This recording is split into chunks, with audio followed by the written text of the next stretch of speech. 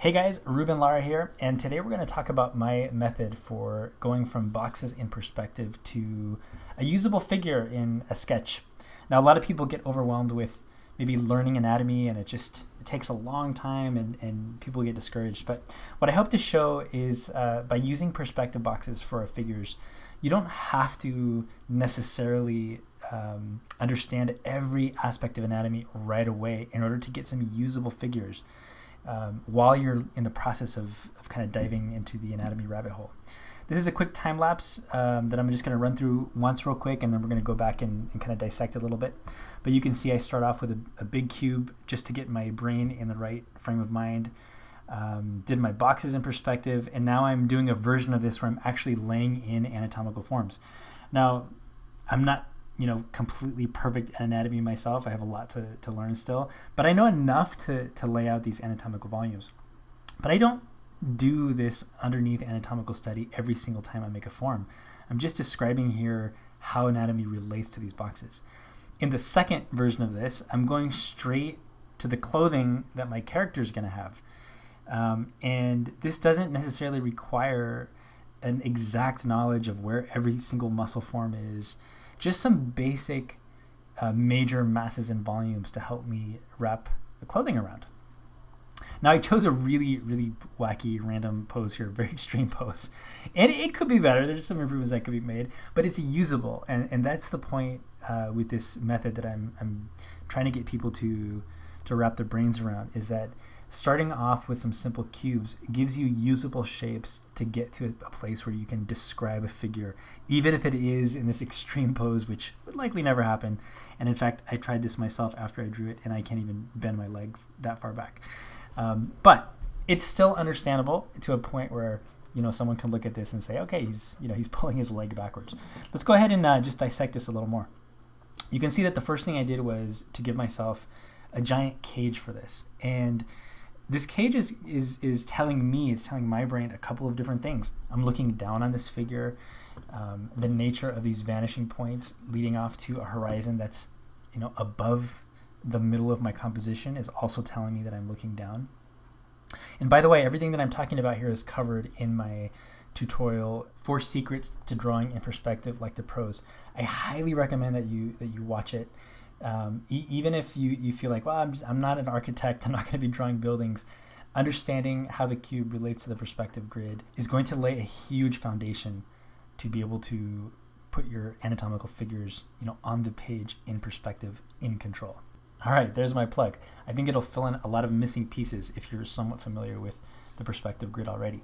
Either way, this cube is telling me, am I at a wide angle or a narrow angle? What kind of distortion am I going to be looking at from the head all the way down to the feet? Super helpful. I'm going to move forward a little bit.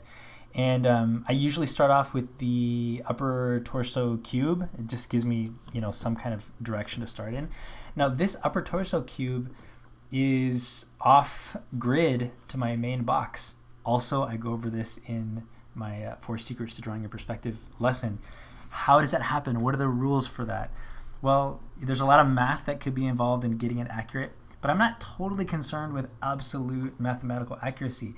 The overall cage that I drew at the beginning is giving me an overall sense, a gut feeling of how these shapes are rotating.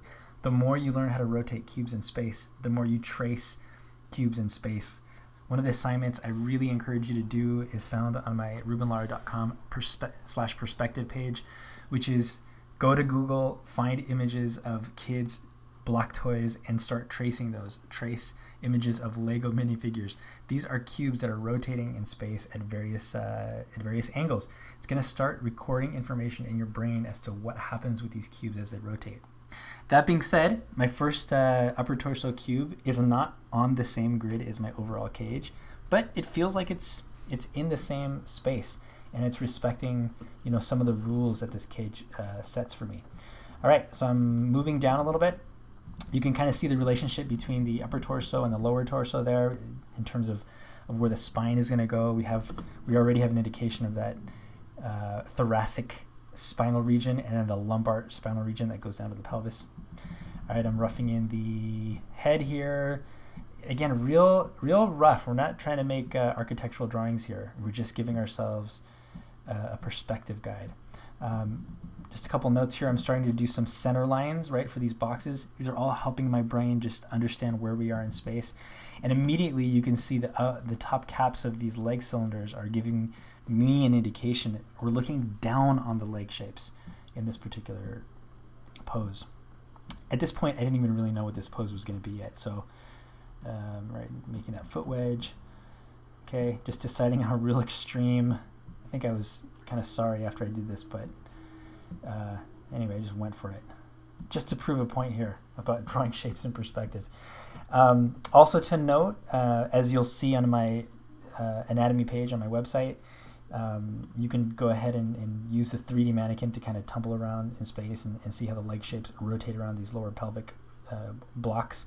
But these leg shapes are pretty free moving around this pelvic area, right? Because the femur, which is that long bone that goes from the pelvis all the way down, to the knee, is on a ball and socket joint. So it's just rotating all around this general area. Look up this information, hop on YouTube and learn about the skeletal structure of the pelvis and the femur. Start educating yourself online about the nature of the skeleton. Both disciplines will start to converge the more and more you practice these techniques. All right, I'm going to move forward a little bit. Just generally roughing out those shapes. Okay, now here I'm starting to put in some landmarks. Again, you can have a little online reference of what this should look like in this technique at rubenlar.com/anatomy-landmarks. That's the second part of my anatomy course online right now. And I talk about this little, hugging man. It kind of gives us this little shape here of the sternum, that costal cartilage, all the way down to these landmarks for the ribs. And then the collarbones kind of form these little arms of this hugging man. And the head is actually the top of the rib cage, as you'll see as I rough out the anatomical shapes on the next stage. But these little arms basically can flail at pretty big rotations, as you start observing gymnasts and sports figures and how much rotation, how much range of motion there is in the shoulder. This shoulder socket's way behind in the box, and this one's way in front of the box. But it's what I love about this approach is I'm not necessarily worried about the skeleton per se, because the boxes are giving me a certain amount of limits as to where these landmarks can go. I already know that I wanted him pointing forward, so I just scooted that whole shoulder socket to the front corner of this box. And I knew that this arm was going to be pointing backwards, and so I just scooted that all the way to the back. And I also know that if the shoulder socket or these upper humerus bones are pushed way back, then that clavicle is going to follow, right? Because the acromion process is right on top of the top of that glenoid fossa in the back of the scapula. I'm throwing out a bunch of words here. You should expect to learn some anatomy. But once you learn just a few pieces of it, very quickly you can start roughing out key landmarks on these basic body shapes that you'll see in the next stages. Will go a long way toward creating understandable figures. All right, I'm going to keep going. Oh yeah, I'm just going to talk about these pelvis shapes a little bit. Now, I tend to always make this pelvic box a little too large. Just that's how my brain works. In this case, I left it, but you'll see on my anatomy page that the pelvic wedge is often much smaller in people, but there's a huge amount of variety in people, and so I just kind of go with the flow of whatever comes out. But anyway, the top front corners of this pelvic box describe the ASIS. That's the anterior superior iliac spine. That's these 2 points you can actually feel on your body that create this corner on the pelvis. And it creates this swooping arc that goes toward the back of this pelvic wedge. And that is that iliac crest that you'll start hearing about once you start learning a little bit of anatomy. But anyway, these are areas that are visible on many people and can create a foundation for understanding, what's happening with these shapes. All right, I'm moving forward here. Kind of roughing in the planes of the face. Again, here I'm starting to put in some actual anatomy. I don't do this for every single drawing I do. Maybe it just depends on the angle and how extreme the pose is, where I may do more or less anatomy for a particular figure. But I did go ahead and just finish this off so you can see how I relate anatomical volumes to these boxes. You'll notice that the cube doesn't describe the whole volume of the rib cage. It's just a guide so that I can draw that rib cage in perspective. And when I place these shoulder sockets at the corners of this box, it automatically gives me generally the right amount of space between where the humerus lands and its relationship to the rib cage. Again, this isn't a medical drawing. We're just trying to get a figure that's understandable and generally moves within the range of motion that we would expect a human body to. We're getting our pectoral masses in, a bit of that arm anatomy. You can see I've immediately kind of marked on my page these specific landmarks, that 10th rib. That's giving me an angle of the upper torso. I'm marking those ACES points. That's giving me an angle and an attitude of what this pelvis is doing. You can immediately start seeing that pelvic box. The more you study anatomy and muscle shapes, you'll just start to kind of lay in, generally where these volumes are.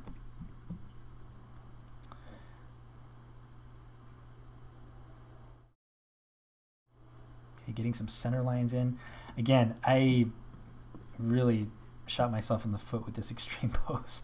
Could be better, but hey, it describes, I think it generally describes what's happening here. A lot of foreshortening happening there. And here I go through and just kind of work out that hand shape and the foot shape. Now, I'm not looking at reference on this, and I'm mentioning that because this is a helpful exercise for me to keep pushing my own knowledge of anatomy and what's happening here. Probably if I had to do this and make a second pass at it, I would go and get some reference for people stretching and all a bunch of Pilates things that people are doing these days. Lots of reference for stretchy people online. But I would probably go through and be like, okay, I would have a clear understanding of what's happening here in these groin muscles, and maybe I've pushed this leg too far back. I don't know. It worked for me at the moment.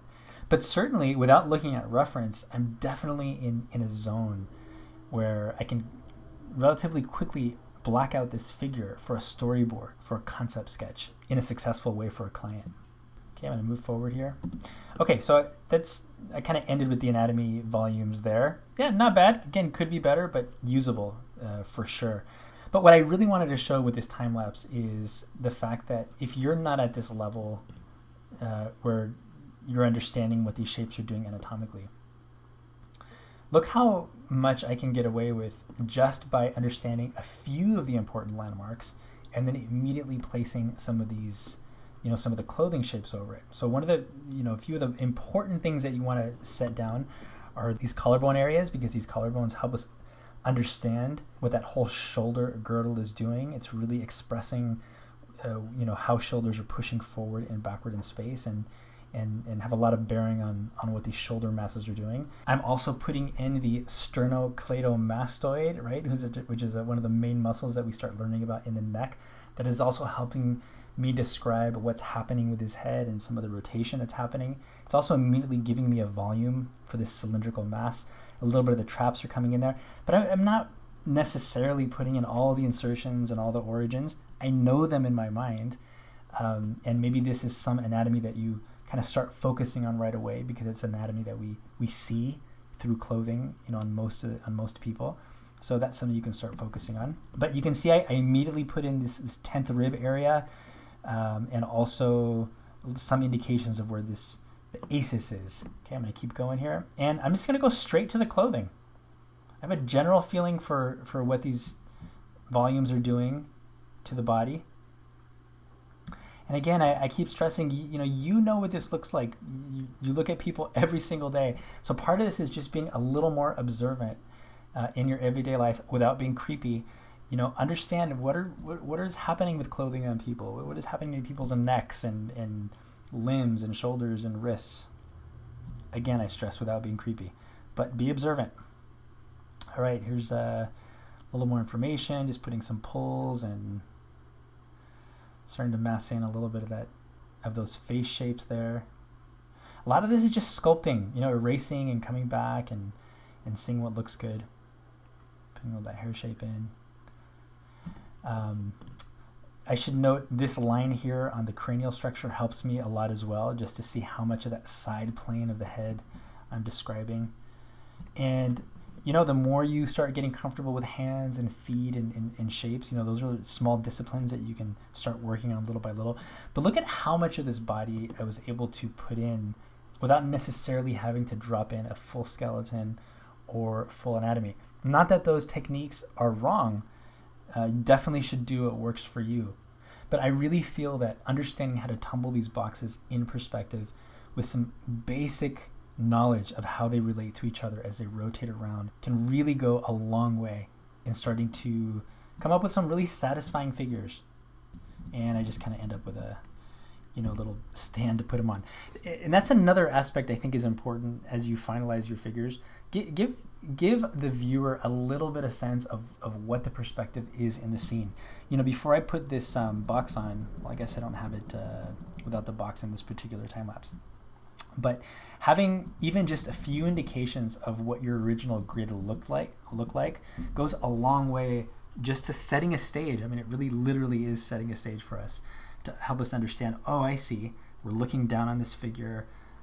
There's a little bit of that distortion, going down to his feet.